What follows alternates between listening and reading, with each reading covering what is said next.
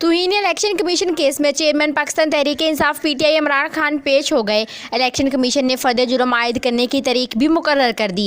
Election commission में chairman PTI Fawad Chaudhary और असद उमर के खिलाफ तुहीन इलेक्शन कमीशन केस की समाअत हुई। इस्लामाबाद पुलिस की जानिब से इमरान खान की वारंट गिरफ्तारी की तामील की रिपोर्ट्स इलेक्शन कमीशन में जमा करा दी गई। रुकन इलेक्शन कमीशन अकरामुल्लाह खान ने कहा कि चेयरमैन पीटीआई के वारंट गिरफ्तारी वकील को क्यों दी? क्या आपको वारंट गिरफ्तारी की तामील का तरीका मालूम नहीं? चेयरमैन पीटीआई के अलावा किसी और को वारंट क्यों दिया? फवाद चौधरी ने मौक़िफ़ अख्तियार किया कि इनका वही मौक़िफ़ है दूसरे केस में था। इमरान खान के वकील शुएब शाहीन ने कहा कि चेयरमैन पीटीआई के 5 केसेस हाई कोर्ट में हैं, जैसे वो फ्री होते हैं पेश हो जाएंगे। वक्फे के बाद केस की समाअत दोबारा शुरू हुई तो इमरान खान भी पेश हो गए। वकील शुएब शाहीन ने कहा कि हम हाजिर हो गए हैं, ऑर्डर की कॉपी नहीं मिली, मेरे पास रिकॉर्ड पूरा नहीं, पहले दूसरे वकील थे, अब मैं वकील हूँ। समाअत सितंबर तक मुलतवी कर दी। उसके अलावा बहुत ही अहम खबर आपको देती चलूँ कि साबका खातून अव्वल बुशरा बीबी के काबिल एतमाद सहेली फराह गोगी की बुशरा बीबी और साबका वज़ीर-ए-आज़म इमरान खान के खिलाफ वादा माफ गवाह बनने का कवी इम्कान है। फराह गोगी पहले ही पाकिस्तान अथॉरिटीज़ के साथ तावन कर रही थी और तकरीबन 1 माह से इनके साथ राब्ते में है।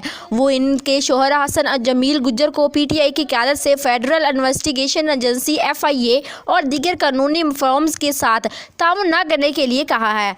ज़राए का कहना है कि फराह गोगी पहले ही पाकिस्तानी अथॉरिटीज़ से अहम मालूमात शेयर कर चुकी हैं और वर्किंग रिलेशनशिप भी तैयार हो चुके हैं।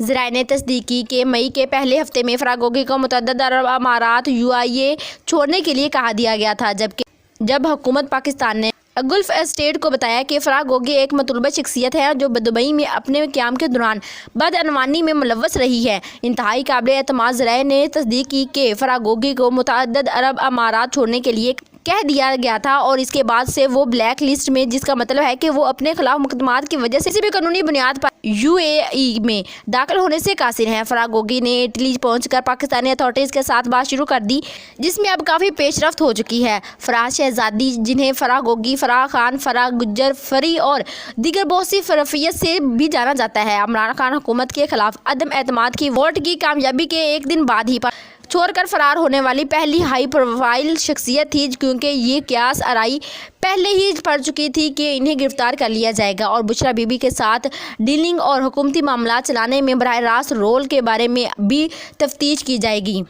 और साथ ही इस्लामाबाद हाई कोर्ट के चीफ जस्टिस उमर फारूक ने साइफर मामले पर चेयरमैन पीटीआई की दरख्वास्त पर समाअत की। चेयरमैन तहरीक-ए-इंसाफ के वकील सरदार लतीफ़ खोसा अदालत के सामने पेश हुए। लतीफ़ खोसा ने दलाइल देते हुए कहा कि ये बड़ी बदकिस्मती है कि वज़ीर-ए-आज़म हाउस भी महफूज नहीं, जिस पर इस्लामाबाद हाई कोर्ट के चीफ जस्टिस उमर फारूक ने रिमार्क्स दिए कि अमेरिका में डोनाल्ड ट्रंप की भी तो रिकॉर्डिंग सामने आई थी। लतीफ़ खोसा ने कहा कि नेशनल सिक्योरिटी कमेटी की मीटिंग में साइफर को 2 बार कन्फर्म किया गया। क्या काबीना FIA को हदायत दे सकती है? काबीना डायरेक्शंस पर FIA ने इंक्वायरी शुरू की।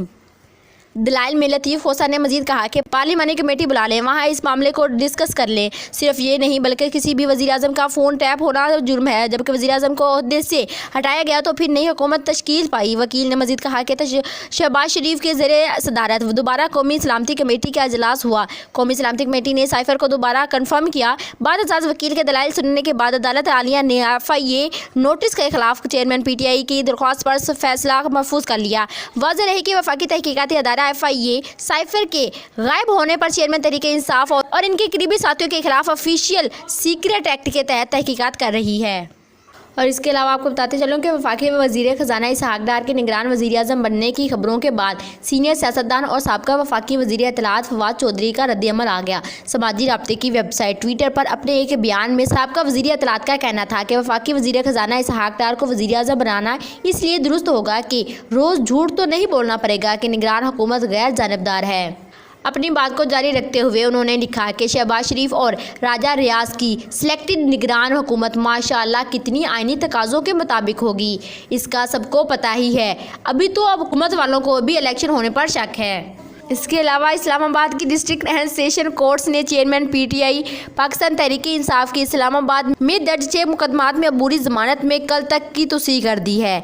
तफसीलात के मुताबिक एडिशनल सेशन जज ताहिर अब्बास सुप्रा ने चेयरमैन पीटीआई के खिलाफ दर्ज 6 मुख्तलिफ मुकदमात की समाअत की। अदालत में चेयरमैन पीटीआई के वकला की जानिब से आज की हाजिरी से इस्तशना की दरख्वास्त दायर की गई। चेयरमैन पीटीआई के वकला ने दरख्वास्त में मौक़िफ़ अख्तियार किया कि चेयरमैन पीटीआई ने इस्लामाबाद हाई कोर्ट पेश होना है। सिक्योरिटी का भी इशू है। कल भी नाखुशगवार और वाक़या पेश आया है। वकला की जानिब से इस्तदा की गई है कि आज की हाजिरी से इस्तशना मंजूर की जाए।